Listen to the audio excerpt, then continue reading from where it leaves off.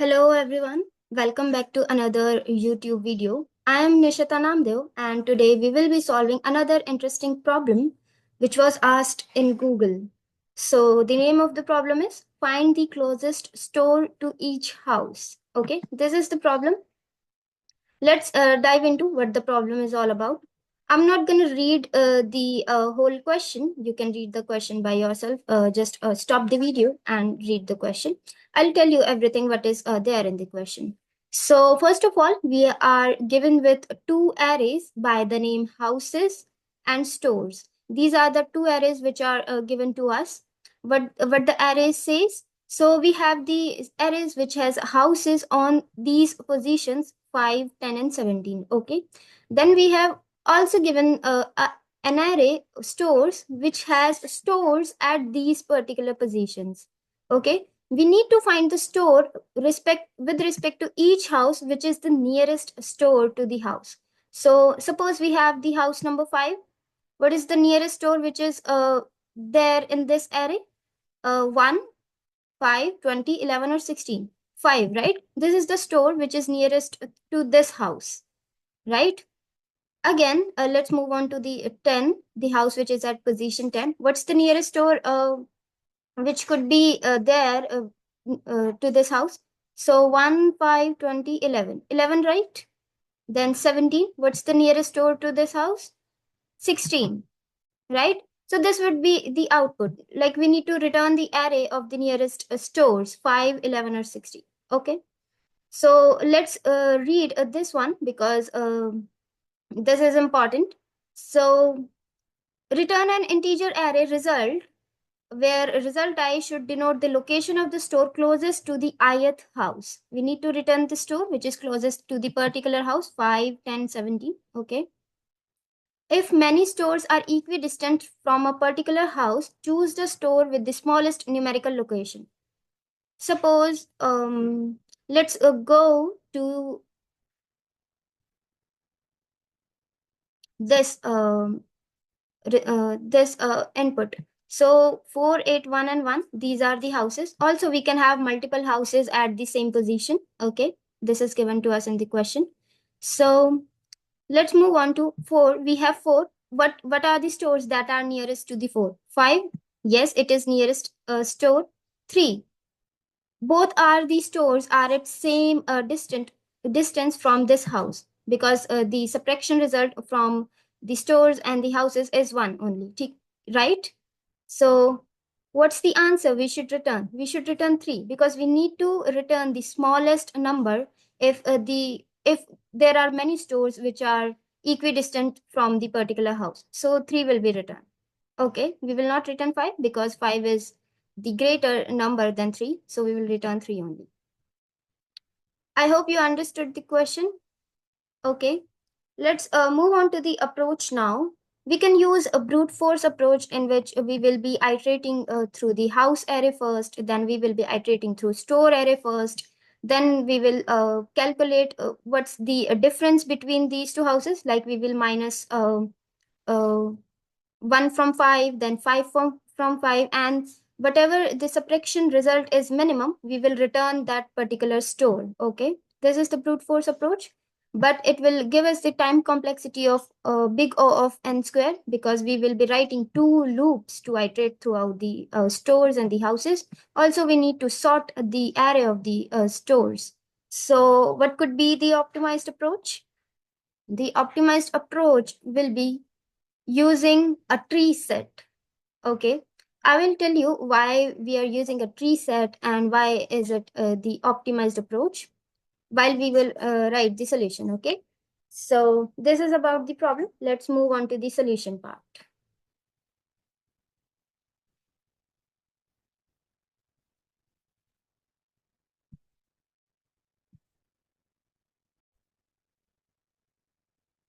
So we have discussed what the question is all about. Now let's move on to the solution.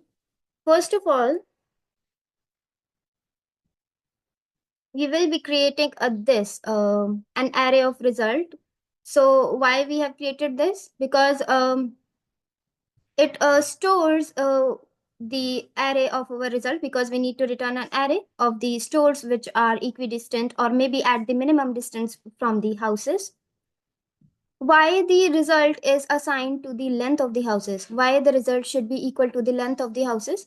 If you can see, you can observe the pattern here in the inputs only, that our output is equal to the array of the houses, because only three houses are given to us, right? And we need to return the stores which are equidistant or which are at minimum distance from these houses. So we cannot have a fourth store, right? Because only three houses are given to us and we need to return only three stores which are at minimum distance from these houses, right? So always our result will be equal to the length of the array of the houses, right? If we get any two houses which are equidistant from that particular house, like in this example we have both 5 and 3 which are equidistant from house number 4, we need to return the we need to return the store which has the minimum value, right, which is 3, right? So there would be only one and only one store which will be there, which is at the minimum distance from the particular house. So our result array would not go beyond the length of the houses array, right? So that's why we have assigned the length to the house length to the length of the house array to the result one. Okay, this particular result array will store the result of our solution. Next, we are going to write a tree set. We have assigned the tree set by the name set here. Why we are using a tree set? Because the tree, it keeps the store locations sorted automatically. So we do not need to write another line to sort the houses array, or not the houses array, the stores array. We do not need to write another line to sort the stores array. It is going to sort it automatically. That's why we are using tree. Also, it provides us efficient methods like floor and ceiling. What are the methods floor and ceiling? I'm going to write it here just for the sake of you to understand. I'm going to write a comment on this. These are the two methods, floor and ceiling. So tree set provides us these two methods. Why these two methods are important? Because in the method floor, if we have stored something in our tree set, suppose we have stored like 2, 4, and 6.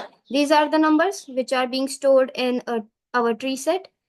If we write this method floor for these numbers, what it's going to do? It is going to return a number.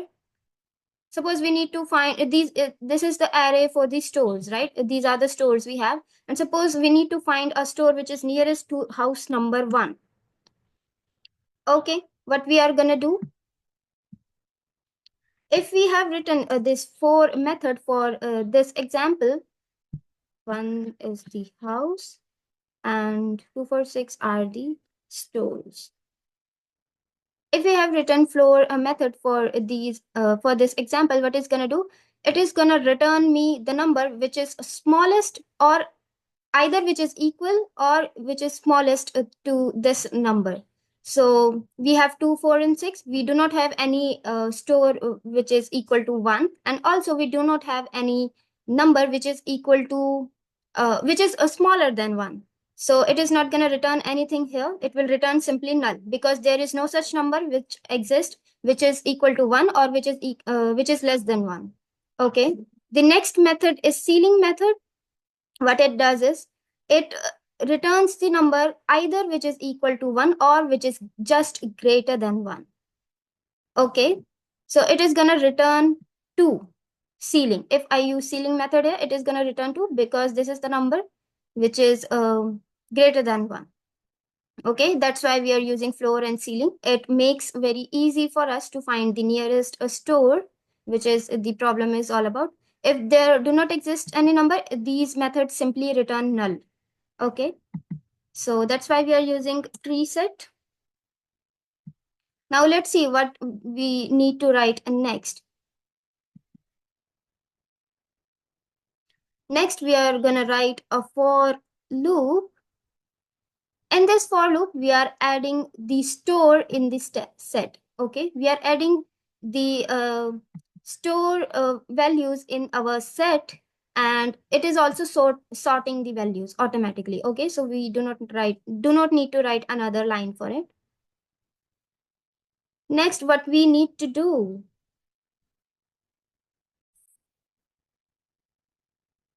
So we have written the for loop, right? Let's see what the for loop does. First of all, we are iterating through the array of the houses. Okay, we will iterate throughout the array of the houses because we need to find the number which is equal to or maybe less than or equal to this number. Okay. So first of all, we are using this for loop to iterate through the array of the houses. Then we have initialized two variables, floor and ceiling, by the name floor and ceiling. And we are simply using the floor method and the ceiling method of the tree set.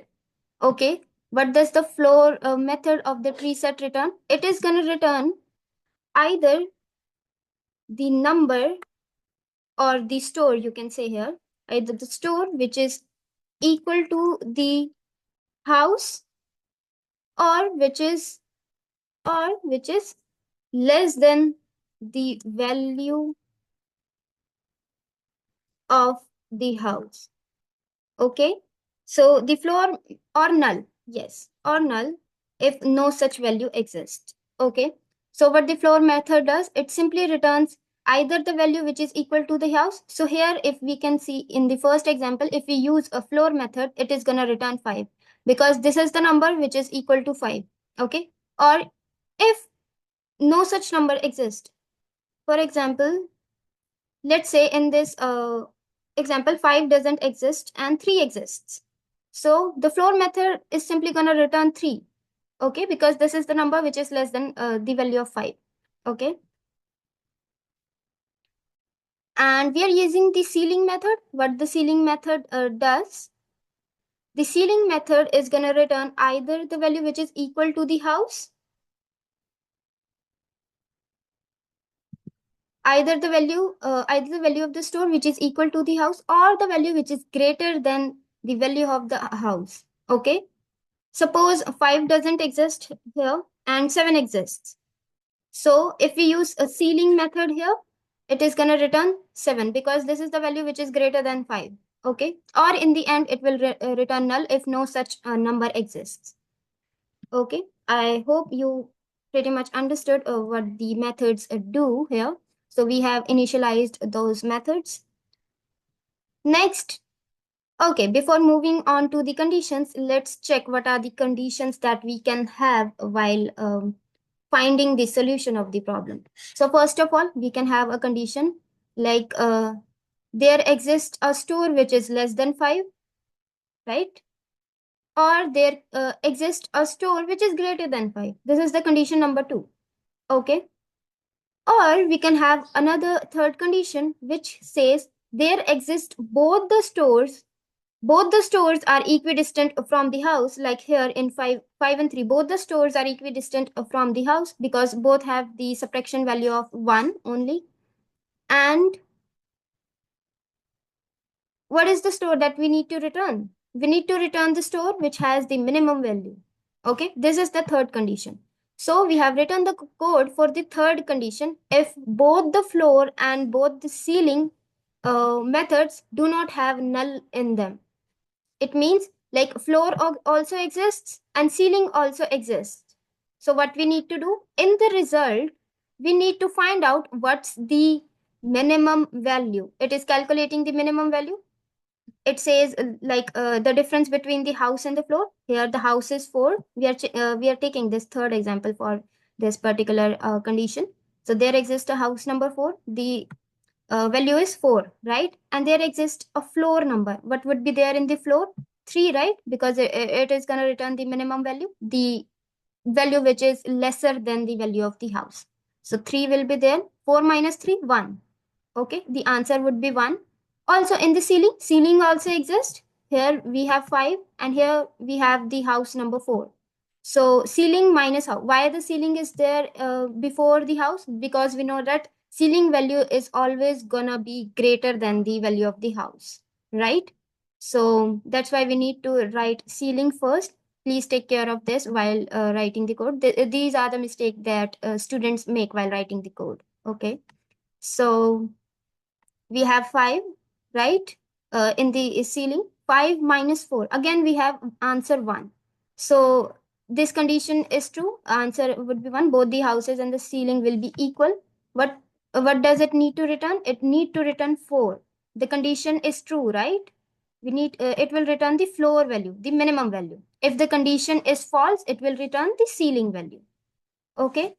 Or if the floor value is lesser than the ceiling value that we have written here, it will simply return 4 because we need to return the minimum value, right? So this is what this condition is doing. The condition is for when we have both the floor and ceiling values. Okay. I hope you understood the condition.